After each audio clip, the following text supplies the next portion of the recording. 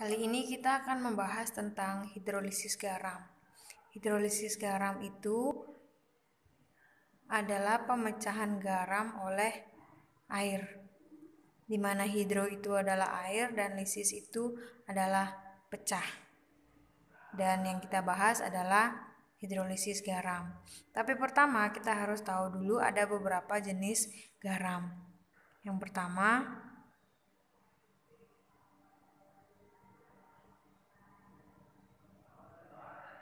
garam yang berasal dari asam kuat dan basa kuat. Garam yang berasal dari asam kuat dan basa kuat, dia akan menjadi garam netral.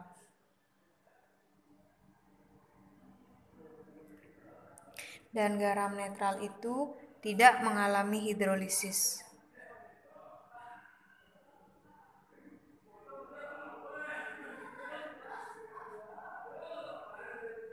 Karena garam netral itu kalau dia di dalam air, dia akan terurai sempurna. Jadi dia tidak akan terikat dengan air. Kalaupun nanti terikat, nanti balik lagi jadi ion positif, ion negatif.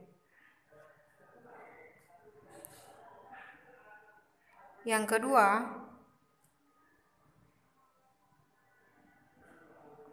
asam lemah dengan basa kuat. Asam lemah dengan basa kuat, dia akan membentuk garam basa. Yang kuat, yang dominan ya. Nanti akan kita lihat di reaksi hidrolisisnya.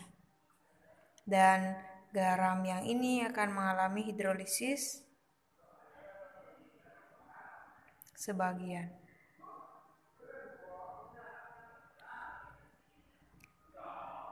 Contohnya, asam lemah misalnya asam asetat dengan basa kuat NaOH. Ia akan membentuk garam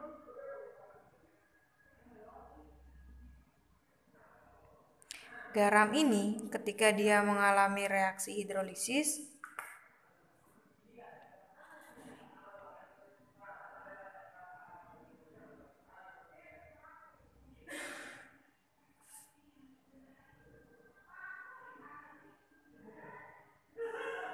H2O, dia akan terikat lagi. Dia kan dari ini ya, Ca3CO- dan Na+. Sedangkan H2O-nya H+ dan OH-. Ion negatifnya akan sama ion positif dan positifnya sama dengan ion negatif. Jadinya CH3COOH lagi dan NaOH kan. Tapi karena NaOH itu adalah basa kuat, dia akan terurai lagi menjadi Na+ dan OH-. Alfanya sama dengan 1, dia terurai sempurna. Sedangkan si CH3COH itu kan asam lemah. Alfanya lebih besar dari 0 tapi lebih kecil dari 1. Jadi ada beberapa yang masih dalam bentuk CH3COH-nya.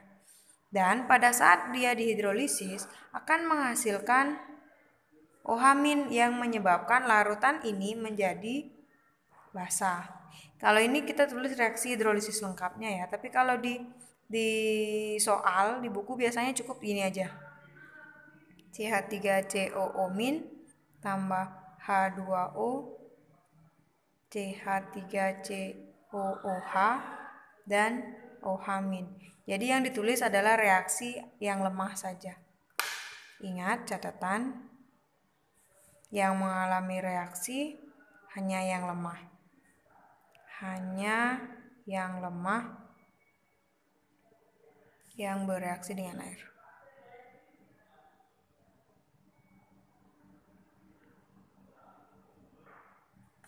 Jadi reaksi hidrolisisnya cukup segini boleh.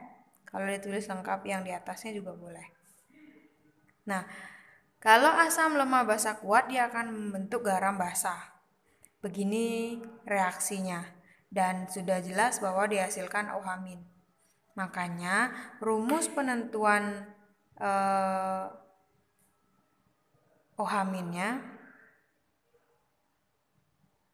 akar KW per KA. Kenapa KA?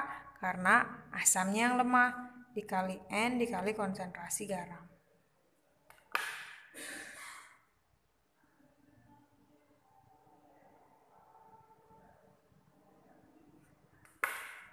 Di mana KW itu adalah konstanta water 10⁻⁴, Ka-nya pasti akan diketahui, dan N-nya itu adalah jumlah lemah. Maksudnya CH3COONa yang lemah kan yang ini ya. Dia dari asam lemah nih. Ini dari basa kuat. Jumlah lemahnya kan 1. N sama dengan 1.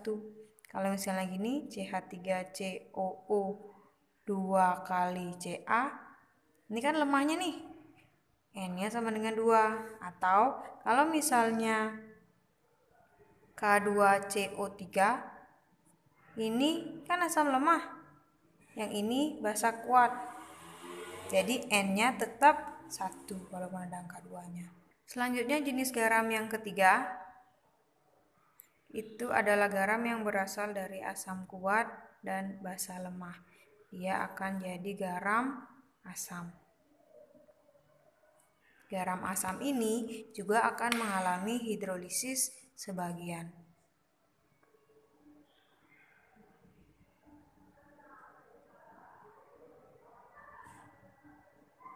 Sama seperti di asam kuat basa lemah ya.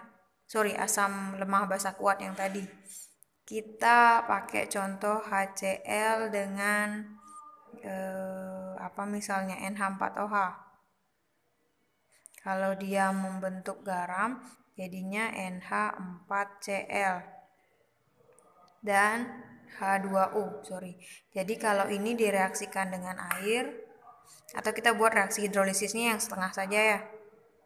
Reaksi hidrolisis kita pakai yang lemah. Kalau ini kan ini ya, ini basa lemahnya, ini asam kuatnya. Berarti yang lemah NH4 plus kan sama Cl- ya, tambah H2O jadinya NH4OH dan H plus. Ini kan plus, H plus OH- kan gitu ya, karena dia positif berarti akan bereaksi dengan yang negatif, sisa H plus. H plus inilah yang menyebabkan dia bersifat asam. Kemudian rumusnya berarti H plus sama dengan akar KW per KB, karena basanya yang lemah kali N kali konsentrasi garam.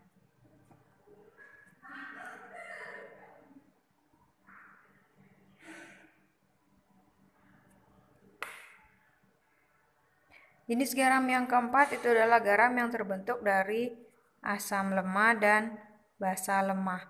Ini penentuan sifatnya tergantung Ka dan Kb.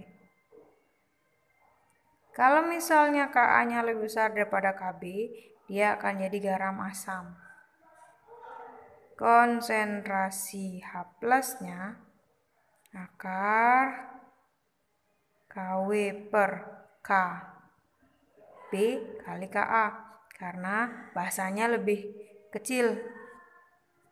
Terus kalau misalnya Ka-nya lebih kecil daripada Kb, kebalikannya dia jadi garam basa. Ini rumusnya tinggal dibalik aja. OH- akar KW per Ka kali Kb. Dan apabila Ka-nya sama dengan Kb, berarti dia akan jadi garam netral. pH-nya 7. Dan juga kalau dia asam lemah dan basa lemah, dia akan mengalami hidrolisis total. Kedua-duanya bisa bereaksi dengan air, dan juga pada saat penentuan konsentrasi H plus dan OH-nya itu tidak dipengaruhi konsentrasi garam. Tidak dipengaruhi konsentrasi garam. karena di sini rumusnya cuma Ka sama Kb. Contohnya, misalnya asam lemahnya HCN. Asam lemah kan ya. Tambah basa lemahnya misalnya NH4OH deh. NH4CN dan H2O. Reaksinya, hidrolisisnya ya. NH4 plus tambah H2O, NH4OH tambah H plus.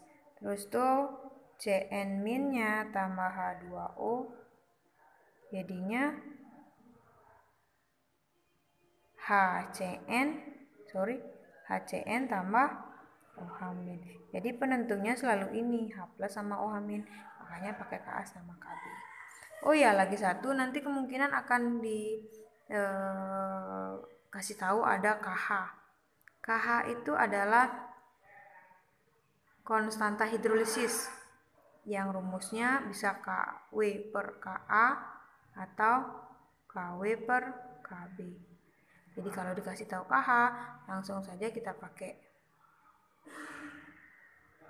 Itu materinya untuk hidrolisis garam. Nanti kita coba soal-soal. Soalnya bisa seperti ini ya. Jadi seperti soal nomor 1 itu kita ditanya garam yang tidak mengalami hidrolisis. Kalau garam tidak mengalami hidrolisis itu kan dari garam yang berasal dari kuat-kuat, asam kuat, basa kuat. Tinggal kita cari asam kuat mana yang berasal dari asam kuat dan basa kuat. Biasanya semakin sering kita ketemu soal pasti makin bisa. Misalnya ini ya, CH3COO sama NH4. Kita pasti potong di sini ya. CH3COO-nya itu berasal dari asam lemah dan NH4-nya berasal dari basa lemah. Kalau masih bingung dengan mana yang lemah, mana yang kuat, silakan lihat video sebelumnya. Saya sudah jelaskan mana yang termasuk asam kuat, mana termasuk basa kuat. Sedangkan ini lemah-lemah kan dia mengalami hidrolisis total ya. Yang nanti kalau kita sudah terbiasa dengan lihat kuat lemahnya, kita otomatis bisa lihat yang ini ya. Ba itu golongan 2A, basa kuat. SO4 itu adalah asam kuat juga. Jadi kuat-kuat nih jawabannya, yang tidak mengalami hidrolisis. Contoh soal yang kedua, misalnya soalnya begini. Kita dikasih tahu massa garam, kemudian volumenya, Kb-nya dikasih tahu, dan kita ditanya pH-nya berapa. Kalau langsung dikasih garam, kalau langsung kita cari garam, tinggal langsung masuk rumus. Kita cuma perlu tahu dia apakah garam asam atau garam basa. Misalnya ini soalnya ya. Tapi kita pertama harus tahu dulu, itu garamnya dia terbentuk dari asam apa, basa apa. Kita potong di sini ya. Biasanya kita bisa kenali mana lebih kenal NH4 apa Cl. Biasanya lebih banyak Cl ya. Cl itu kan berasal dari HCl, asam kuat. Sedangkan NH4 itu tidak ada di basa kuat ya. Basa kuat itu lina kawin Robi CS frustasi, ceri sirsak, bawah rambutan. Kan tidak ada NH4, berarti dia basa lemah. Kalau satunya asam, yang lainnya pasti basa. Asam kuat berarti konsentrasi H plus ya. Akar KW per KB karena basanya yang lemah kali N kali konsentrasi garam. KW-nya sudah tahu, KB-nya ada, N-nya kita sudah tahu 1 ya karena lemahnya jumlahnya 1. NH4 plus itu 1 jumlahnya. Sedangkan konsentrasi garam yang kita tidak tahu. Konsentrasi garam itu kita cari dari rumus. Sama seperti rumus molaritas. GR per MR kali 1000 per volume dalam satuan mililiter. Ini ada semua ya komponennya ya. 1605 per 53,5 kali 1000 per 3000 karena volumenya dalam satuan liter. Kali 3 ya. 1605 kalau dikali 3 hasilnya berapa? 160,5. 0,1 10 pangkat min 1 molar. Jadi tinggal masukin ke sini. Konsentrasi H plus sama dengan akar 10 pangkat min 14 kan KW, 10 pangkat min 5 KB-nya, kali 1 kali 10 pangkat min 1. 10 pangkat min 9, 10 pangkat min 10, akarnya 10 pangkat min 5. Berarti pH-nya sama dengan min log 10 pangkat min 5, tinggal 5-nya bawa ke depan, selesai. Kalau contoh soal yang nomor 6 ini, NaOH dan CH3COH itu berarti masih asam dan basanya ya. Berarti kita harus buat reaksinya dulu, buat mula-mula bereaksi sisa dulu. Kalau ada yang bingung, MBS boleh lihat di video sebelumnya, konsep mol. Baru bisa kerja ini, kita cari konsentrasi garamnya. Tapi saya akan kasih tahu cara cepat ya. Cara cepatnya saja. Misalnya begini, kita akan pakai cara cepat. Nanti kalau mau cara esainya kita bahas di video selanjutnya. Kalau ada yang mau ya silahkan komen. Sekarang kita mau kerja dengan cara cepat yang bisa digunakan hanya untuk menjawab soal objektif ABC ya. Hanya. Kita pertama kenali dulu ini adalah basa kuat. Ini adalah asam lemah. Berarti dia akan jadi garam basa.